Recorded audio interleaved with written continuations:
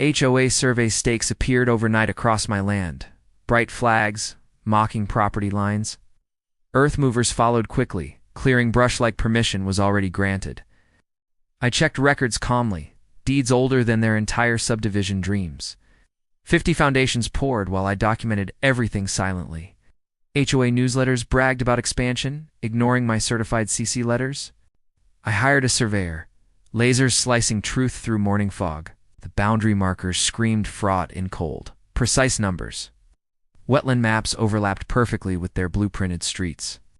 I filed complaints. Federal, state, methodical, patient. Agencies acknowledged receipt. Investigations quietly opening. Construction raced ahead anyway, roofs rising like arrogance incarnate.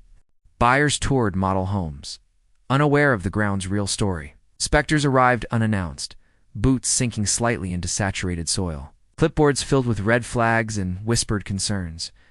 The HOA dismissed them publicly, confidence loud, experience thin.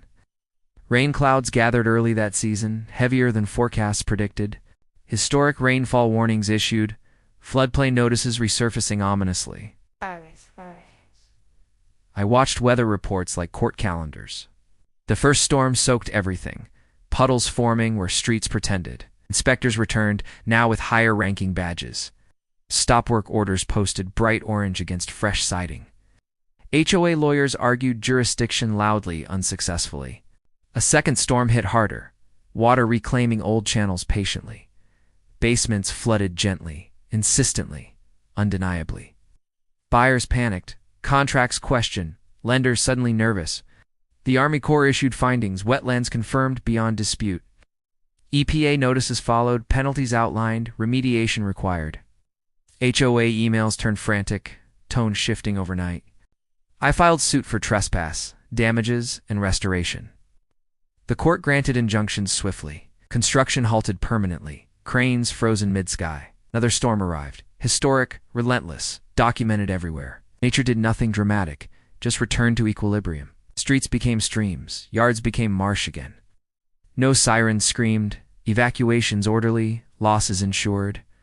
Condemnation notices appeared, unavoidable, final. Investors fled, funding evaporated instantly. HOA meetings grew tense, then silent. Demolition plans approved, restoration mandated. I walked the land with officials, boots muddy, vindicated. Native grasses replanted, water flow restored naturally. The houses came down carefully, one by one. Lawsuits settled quietly, numbers large, signatures shaky.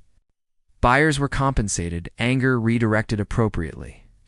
HOA leadership resigned collectively. New boards apologized publicly. My land was recorded correctly again. A conservation easement finalized everything permanently. The wetlands breathed freely once more. Birds returned first, then frogs, then quiet respect. Neighbors asked questions. Learning boundaries matter. Local news called it a cautionary tale, called it documentation paying off. Rain fell again, harmless now. Water moved where it always belonged. The marsh absorbed it effortlessly. No damage followed. The land healed visibly. Survey stakes were removed.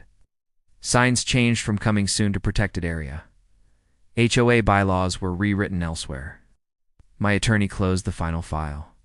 Agencies signed off restoration complete. I received damages quietly. The court issued a final judgment. Title fraud was officially recorded. Future development banned permanently. The lesson spread regionally. Developers checked maps twice afterward. Wetlands gained respect again. My mornings returned to birdsong. No trucks arrived anymore. No flags marked theft. Just water, grass, and patience. Nature never rushed revenge. Law never needed shouting. Time did the work. Paperwork did the rest. Power dissolved quietly. Accountability replaced entitlement. The land stayed mine. Boundaries stayed honored. Storms came and went safely. Marshes held strong. History repeated correctly. Story ended legally. No harm done. Only correction. Only balance. Only truth. Nature wasn't weaponized. It was respected. That made all the difference. 50 houses vanished from memory. One wetland remained. It's permanently protected. permanently peaceful. And finally, permanently mine.